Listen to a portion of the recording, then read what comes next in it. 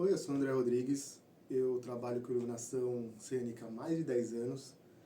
No início eu caí um pouco de paraquedas na área, comecei fazendo assistência para algumas montagens, mas eu gostei, resolvi investir na área e me tornei técnico fazendo minhas próprias montagens. Mais tarde comecei a operar a luz para diversos espetáculos, até que eu passei a criar a iluminação de diversos espetáculos, que é o trabalho que eu faço hoje. Porém, na maior parte do tempo eu passei fazendo montagem e operação de espetáculo que outras pessoas fizeram à luz.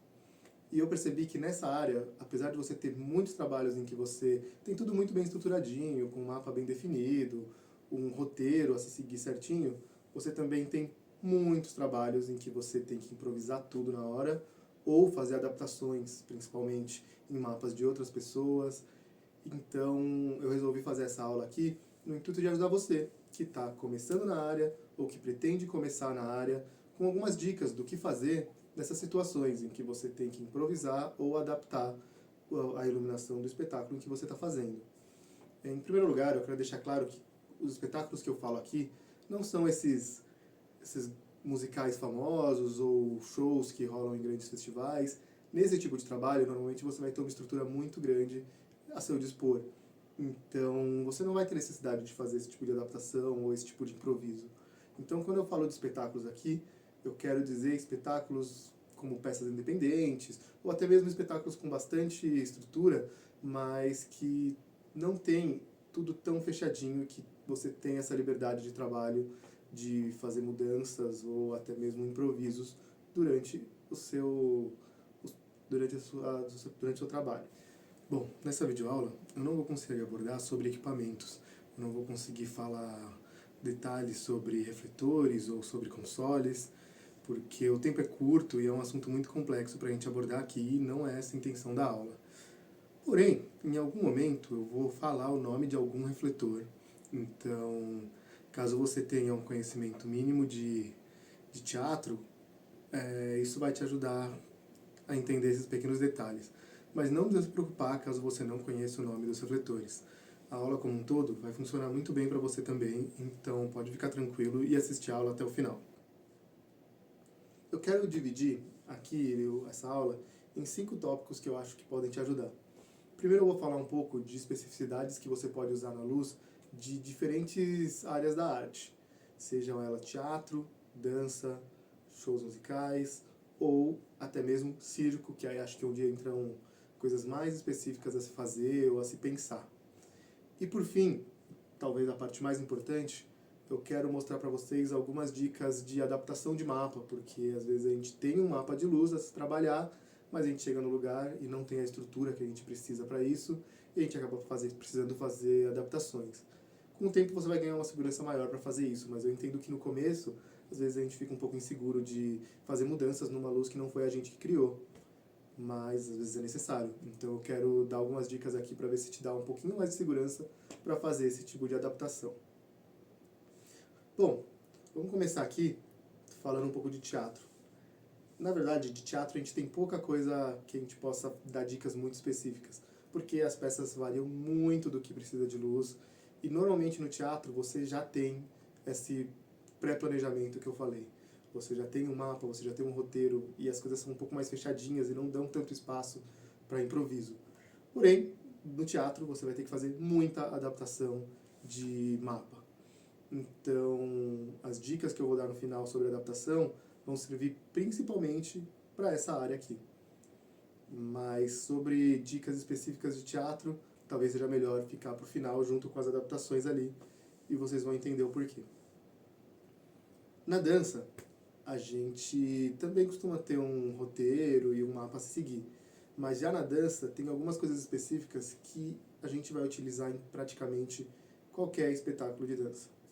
O principal num espetáculo de dança, a maioria das vezes, vai ser você dar destaque para o corpo dos dançarinos. Seja a dança contemporânea, seja uma dança folclórica, seja qualquer tipo de dança, dar destaque para o corpo deles sempre vai ser importante. Você pode pegar vários mapas de luzes de espetáculos de dança e você vai notar que a grande maioria deles vai ter uma coisa específica, que são torres laterais. São refletores que você vai colocar na altura do corpo dos dançarinos, nas laterais, nas coxias, de preferência no palco todo, mas não necessariamente, justamente para dar esse destaque no corpo deles enquanto eles dançam. Eu costumo ter preferência de ter 2 refletores em cada uma dessas torres. Um deles na altura do corpo mesmo, do tronco da pessoa, para poder ver o rosto e o tronco da pessoa, e outro mais baixo, na altura das pernas. Um refletor só funciona? Muitas vezes funciona assim, mas se você tiver essa opção, opte por ela, para você conseguir destacar o corpo inteiro da pessoa, ou até mesmo se a pessoa tiver que fazer algum número no chão, o que é muito comum em dança contemporânea, por exemplo, é bom você ter um refletor que pega ali coladinho no chão para dar esse destaque. Além de dar o destaque no corpo, essas torres vão te ajudar em vários efeitos bonitos que você pode usar quando você precisa improvisar. Às vezes, só de deixar um lado mais forte que o outro, por exemplo, já dá um efeito lindo de sombra e que vai te ajudar muito durante o espetáculo de dança. Outra forma de você dar um destaque a mais no corpo dos dançarinos é você utilizar um contra mais forte enquanto você usa uma frente mais fraca. Claro que vão ter espetáculos que você não vai poder fazer isso porque você precisa dar destaque para expressões ou coisas do tipo.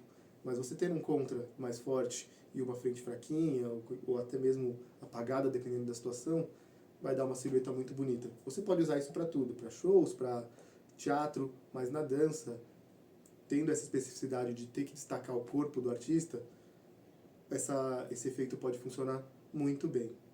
Bom, vamos falar um pouquinho de shows, vamos falar um pouquinho de música. De todas essas áreas, talvez seja a mais simples de se fazer o básico. Isso não quer dizer que você não tenha shows com diversas nuances e efeitos muito específicos. Mas no show é mais comum você ter essa possibilidade de improviso. Muito show não tem um roteiro ou nem mesmo um mapa para você trabalhar de início. E mesmo quando tem um mapa, você costuma ter essa liberdade de improviso durante o show. E num show é muito mais fácil você conseguir fazer o básico do que num espetáculo de dança ou de teatro, por exemplo.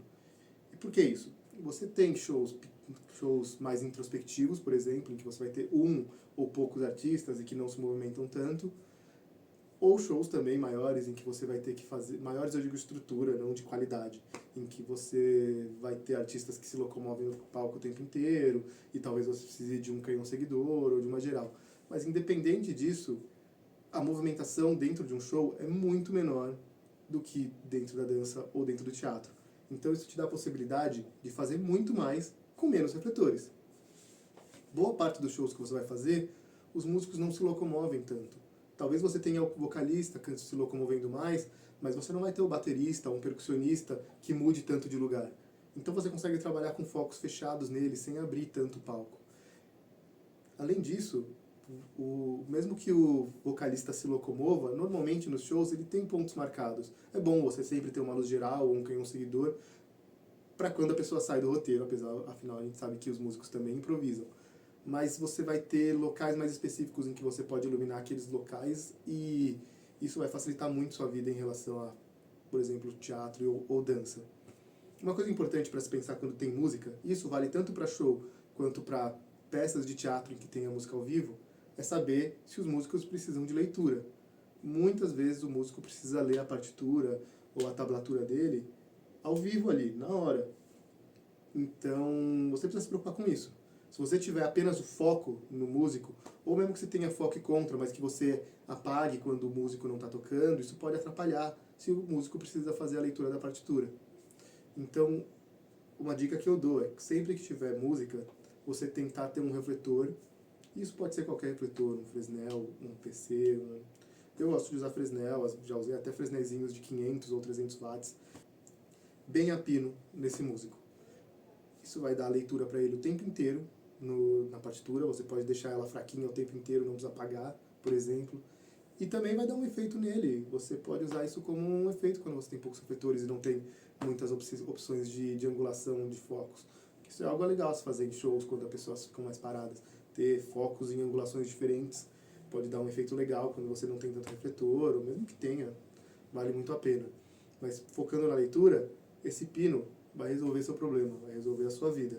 Você até pode tentar fazer uma luz específica para a partitura da pessoa, mas eu não aconselho, eu acho que essa luz a pino funciona muito melhor e vai te ajudar muito mais, tem muito menos chance de dar algum problema. Gosto pessoal, vai uma dica extra, eu gosto de colocar um corretivozinho quente, um CTO, algo do tipo, nessa luz para dar uma diferenciada na cor dela para os focos e coisas do tipo. Pode ficar bem bonito também. Bom, vamos falar um pouquinho do circo. No circo, a gente vai ter especificidades que a gente não tem em nenhuma outra área. Você vai ter espetáculos assim, em que você tem um roteirinho a seguir, você vai ter espetáculos em que você não tem absolutamente nada e você vai fazer tudo no improviso dentro do circo. Como funcionam os espetáculos de circo normalmente? São uma sucessão de vários números diferentes, uma variedade gigantesca de números. Isso vale tanto para espetáculos de circo mais tradicional, que normalmente são um apresentador, que seria o chefe do picadeiro ali, que vai apresentando os números e vai entrando um número e saindo outro. Não tem tanto uma história a se contar, e sim uma sequência de números para mostrar. Então mas isso também vai acontecer no teatro, no circo mais contemporâneo, que conversa mais com o teatro e que tem uma história sendo contada do começo ao fim. Mas ainda assim, essa história é contada através de diversos números de circo variados, muito variados. Então, você vai ter que pensar na especificidade de cada número. Por quê? No caso do circo, diferente do teatro ou de um show, a luz pode ajudar muito o artista ou atrapalhar muito o artista. Dependendo do que você fizer com a luz, você pode atrapalhar muito o número do artista. Você pode fazer ele se desequilibrar, você pode fazer ele não enxergar o que ele tá manuseando, você pode causar uma queda. Então a gente tem que tomar muito cuidado quando trabalha com circo.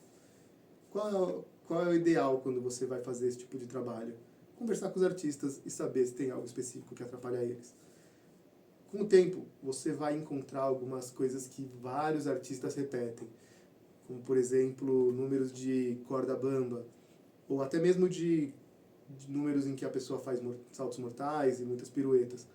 Muitos artistas, nessas conversas que eu tive, já me falaram que precisam ter uma visão o tempo inteiro do chão e de onde eles estão pisando.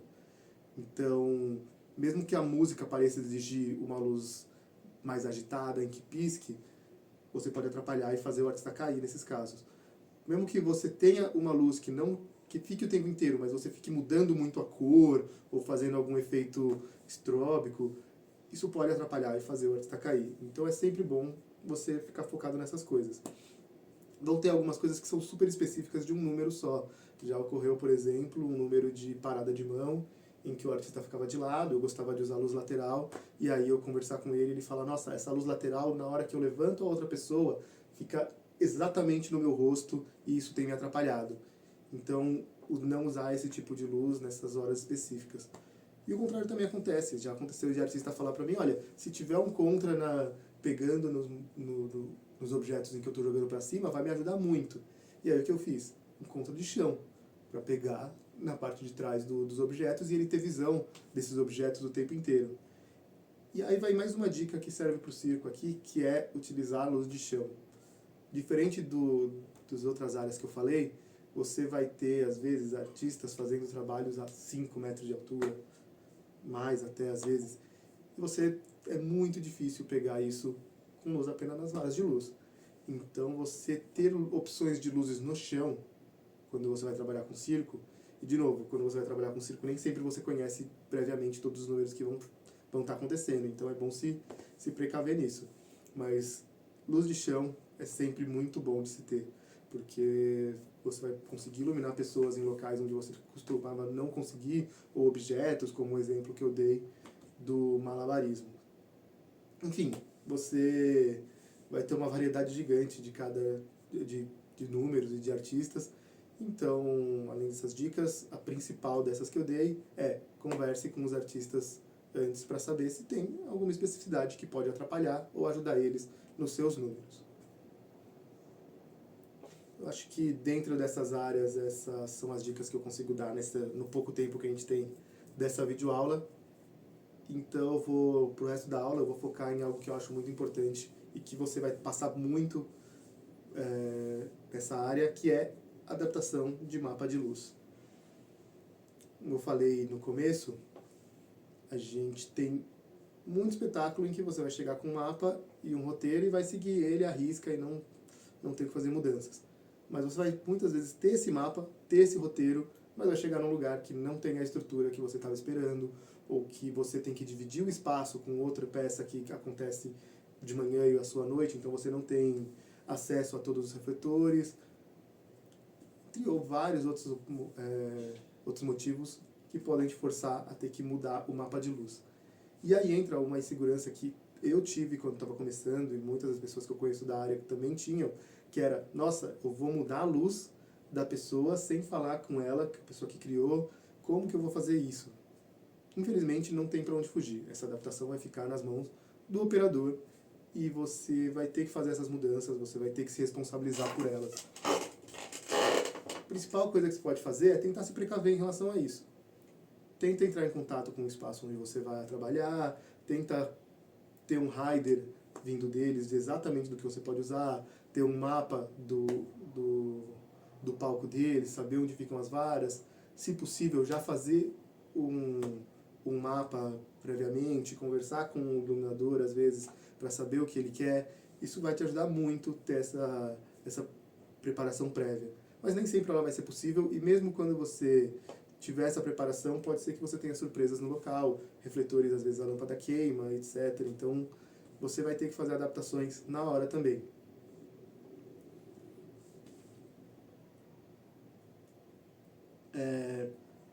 Primeira coisa é definir prioridades. Independente do espetáculo ser teatro, dança, mas principalmente no teatro, você tem que definir o que é prioridade para esse espetáculo.